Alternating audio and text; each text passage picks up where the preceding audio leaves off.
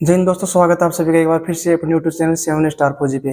तो भाई आज का एक नया इंपॉर्टेंट टॉपिक है अपने साथ, तो उसके बारे में हम चर्चा करेंगे। देखो एसएससी जीडी में एसएसबी की जॉब प्रोफाइल के बारे में आपको सबसे ज़्यादा वीडियो मिलेंगे। मैंने भी एसएससी जॉब प्रोफाइल पे बहुत सारे वीडियो बना रखे, लेकिन आज का जो अपना टॉपिक है वो है जिस फोर्स के बारे में लोग सबसे ज़्यादा मानते हैं कि सबसे ज़्यादा खतरे की नौकरी यही है।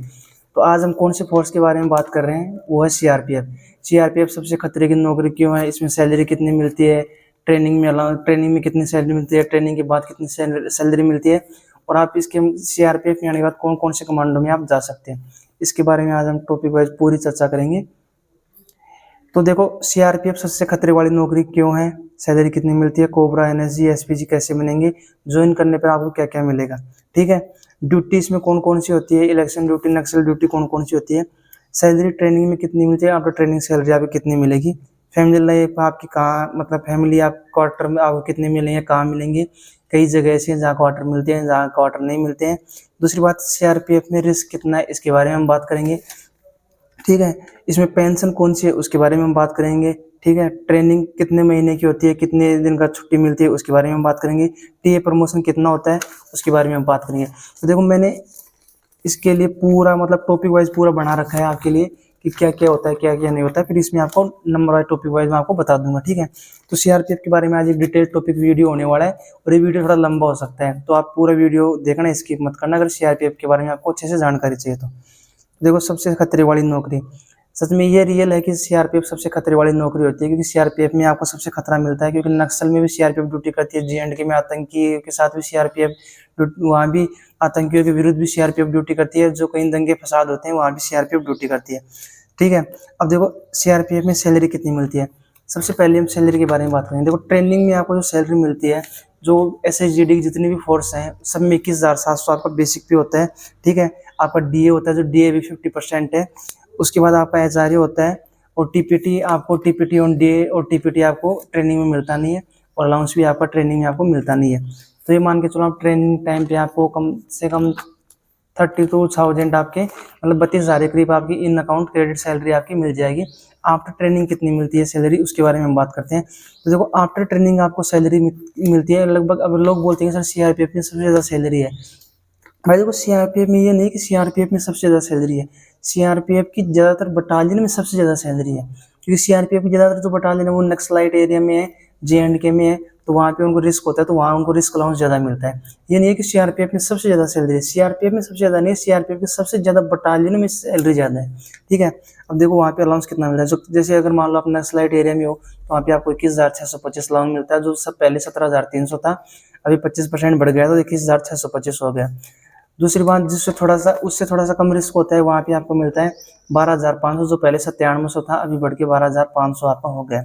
उसके बाद अगर वहाँ से भी उससे भी कम रिस्क कहीं पे है, ग्रुप सेंटर कई जगह ऐसी है, वहाँ भी आपको बॉर्डर अलाउंस मिलता है, वो आपको मिलता है पहले मिलता था 6,000, अभी मिल रहा है 7,500, वो 25% बढ़ गया, तो वो भी आपका 7,500 हो गया। ठीक है, तो ऐसी ऐसी आपकी सैलरी उसमें बढ़ती है। दूसरी बात, अगर आप जैसे मान लो कहीं उसमें जा रहे हो, जेएंडके में जा रहे हो, तो आपको वहाँ का वेली अलाउंस वगैरह भी आपको मिल जाता है। ठीक है, अब बात करते हैं हम cobra commando, NSG commando, SPG commando आप इसमें कैसे बन सकते हैं। तो देखो सीआरपीएफ में कोबरा कमांडो बनने के लिए आपको क्या करना होता है, जैसे आपकी ट्रेनिंग खत्म होती है, ट्रेनिंग खत्म होती है आपका, जस्ट ट्रेनिंग खत्म होने के बाद आपको वहाँ पे एक टेस्ट लिया जाता है, कोबरा कमांडो का टेस्ट लिया जाता है, वो आपको क्वालिफाई करना पड़ता है। अगर वो आप क्वालिफाई करते हो तो उसके बाद आप जस्ट ट्रेनिंग के बाद कोबरा कमांडो में जा सकते हो, और उसके अलावा भी आप बाद में भी आपको मौका मिलता है कोबरा कमांडो में जाने का। उसके बाद बात करते हैं एनएसजी या एसपीजी कमांडो। एनएसजी कमांडो या एसपीजी कमांडो के लिए देखो, दोनों के लिए बता रहा हूँ आपको, कम से कम 5 साल आपकी सर्विस होनी चाहिए, सर्विस में कोई दाग नहीं होना चाहिए, बेदाग आपकी सर्विस होनी चाहिए, रेड एंट्री नहीं होनी चाहिए, और अनुशासन वाले आप होने चाहिए, तभी आपको उसमें जाने का मौका मिलेगा। उसका भी आप टेस्ट होगा, वो आपको क्वालिफाई करना पड़ता है, उसके बाद आप एसपीजी या एनएसजी कमांडो में जा सकते हैं।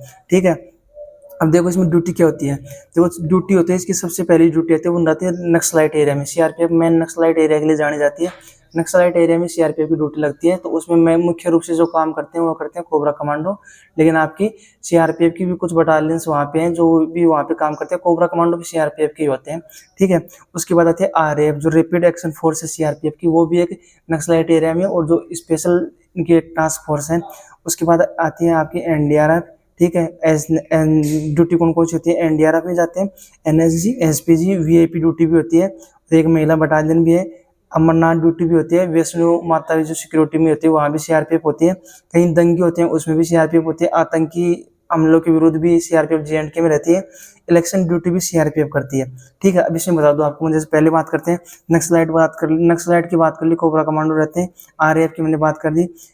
अब देखो एनडीआरएफ कहीं भी बाढ़ वाले जो ऐसे क्षेत्र होते हैं वहाँ पे सीआरपीएफ की स्पेशल बटालियन होती है, उससे भी सीआरपीएफ में आप जा सकते हैं डेपुटेशन, वहाँ भी आपको, तो वहाँ भी आपकी एनडीआरएफ होती है, वहाँ आपको इसमें सीआरपीएफ की ड्यूटी करने का मौका मिलता है। उसके बाद वीआईपी ड्यूटी होती है, वेरी इंपॉर्टेंट पर्सन ग्रुप से जो इनकी ड्यूटी होती है वो होती है, जो कई मंत्री होती है उनकी ड्यूटी होती है। और एनएसजी एसपीजी की ड्यूटी होती है, एनएसजी की होती है, जो कई मुख्यमंत्री या बड़े बड़े नेता होते हैं वो एनएसजी वाले उनको सिक्योरिटी देते हैं। और एसपीजी वाले जो आपको जो प्रधानमंत्री जी हैं उनकी सिक्योरिटी में एसपीजी वाले होते हैं। अब देखो एनएसजी में जो जाते हैं लोग, एनएसजी में 55% स्टाफ होता है वो होता है आर्मी का, 45% स्टाफ होता है वो होता है आपका पैरामिलिट्री का। तो पैरामिलिट्री का जो 45% स्टाफ होता है उसमें आप सीआरपीएफ से जा सकते हैं और एसपीजी में भी जा सकते हैं। उसके अलावा सीआरपीएफ की महिला बटालियन होती है, अमरनाथ ड्यूटी में भी सीआरपीएफ भी जाते हैं, जैसे एसएसबी भी जाती है, सीआरपीएफ भी जाती है। वैष्णो माता की ड्यूटी में भी सीआरपीएफ जाती है। कहीं इलेक्शन ड्यूटी, तो जैसे अभी हम हरियाणा में आए हुए हैं तो यहाँ इलेक्शन ड्यूटी हमारी, वहाँ भी सीआरपीएफ भी रहती है ऐसे।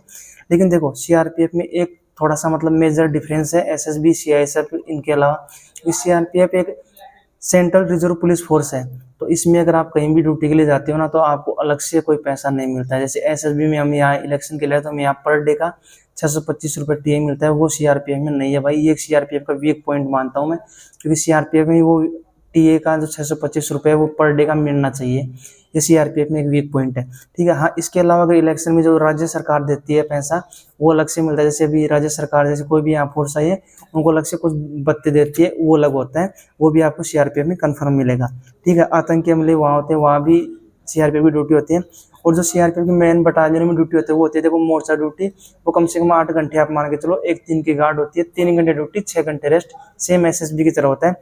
क्वार्टर गार्ड ड्यूटी भी होती है, वो सेम ही है, 2 घंटे ड्यूटी 6 घंटे रेस्ट, वो एसएसबी की तरह ही है। ठीक है, कोबरा कमांडो का आपका हो गया। ठीक है, मैंने बता दिया। सैलरी का मैंने आपको बता दिया, 21,625 आपका हाईएस्ट अलाउंस है, वो सीआरपीएफ में आपको वही मिलता है। ठीक है, फैमिली लाइफ देखो सीआरपीएफ में एसएसबी और सीआईएसएफ के मुकाबले बहुत कम फैमिली लाइफ है, इसलिए फैमिली लाइफ जो फैमिली को साथ रखना चाहते हैं उनके लिए थोड़ी सीआरपीएफ भी वो है एक तरह से, मतलब आप ना जाएं तो अच्छा रहेगा, क्योंकि फैमिली आप परमानेंट लाइफ टाइम आप सीआरपीएफ में साथ नहीं रख पाओगे भाई। फैमिली आप अगर सीआरपीएफ में आपको रखना है तो किसी ग्रुप सेंटर में रहना पड़ेगा, ट्रेनिंग सेंटर में रहना पड़ेगा, वहीं आप या फिर किसी हेडक्वार्टर में रहोगे तो आपको फैमिली रखने का मौका मिलेगा। ठीक है, रिस्क देखो, रिस्क सीआरपीएफ में सबसे ज़्यादा है, ये बात मैंने आपको पहले बता दी है। तो जो रिस्क से मतलब जो डरते नहीं अच्छे से, मतलब सोचते हैं कि मेरे को तो एडवेंचर वाली जॉब चाहिए, तो वो सीआरपीएफ में जाए। देखो पेंशन देखो सीआरपीएफ एसएसबी हर पैरामिलिट्री में वही है, एनपीएस, अभी जो यूपीएस वाला नया सिस्टम किया है यूनिफाइड पेंशन सिस्टम, वो भी है, दोनों में से आपको एक चूज करना पड़ेगा। पूरी मतलब आपकी सर्विस में सिर्फ आप एक बार चूज कर सकती है उसको। उसके बाद हम बात करें ट्रेनिंग की, भाई ट्रेनिंग इसमें भी हर पैरामिलिट्री की तरह 11 महीने की होती है, और 9 महीने ट्रेनिंग के 6 महीने ट्रेनिंग के बाद आपको 14 दिन का मिड टर्म ब्रेक मिलता है, 44 वीक की आपकी ट्रेनिंग होती है। ठीक है, प्रमोशन देखो सीआरपीएफ में बहुत लेट होता है, कम से कम 20 साल आपको कांस्टेबल से हेड कांस्टेबल पहुंचने में लग जाएंगे। इसके अलावा अगर आप 12th मैथ से हैं, पीसीएम से हैं, तो आपको रेडियो ऑपरेटर में आप इसमें प्रमोशन से जा सकते हैं। ठीक है, डिपार्टमेंट में आने के बाद आपकी जो SILDC की होती है उसमें भी आप जा सकते हैं। और जैसे कम्युनिकेशन ये वगैरह होती है रेडियो ऑपरेटर, इनमें आप पीसीएम आपका होना जरूरी है। ठीक है भाई, तो ये लगभग मोटा मोटा सीआरपीएफ के बारे में जो भी कुछ था वो मैंने आपको बता दिया।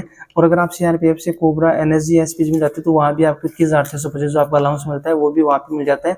और अगर आप एनएसजी एसपीजी में जाते हो तो आपको दिल्ली का एचआरए, जो एचआरए की 3 कैटेगरी होते हैं, XYZ, जो दिल्ली का आपका 27% एचआरए है वो भी आपको दिल्ली में मिल जाएगा।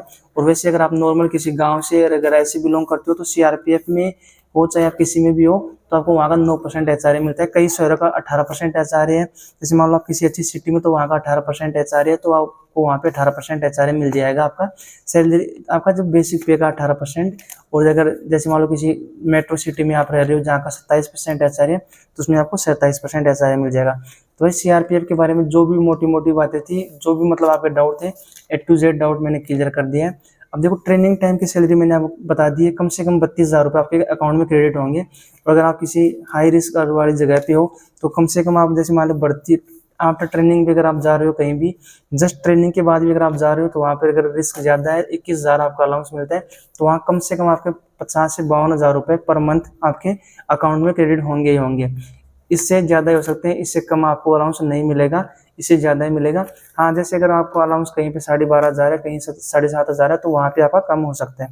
ठीक है भाई, तो जो भी मेजर इसमें जितने भी टॉपिक थे, देखो मैंने आज पूरा टॉपिक बैठ के बनाया था, पूरा टॉपिक मैंने आपको बता दिया है। ठीक है दोस्तों, अगर वीडियो आपको अच्छा लगे तो चैनल को लाइक करना, शेयर करना, सब्सक्राइब करना मत भूलना, और दोस्तों को भी, अपने दोस्तों को बता देना ताकि उनको थोड़ा बहुत फायदा मिल सके। जय हिंद, जय भारत।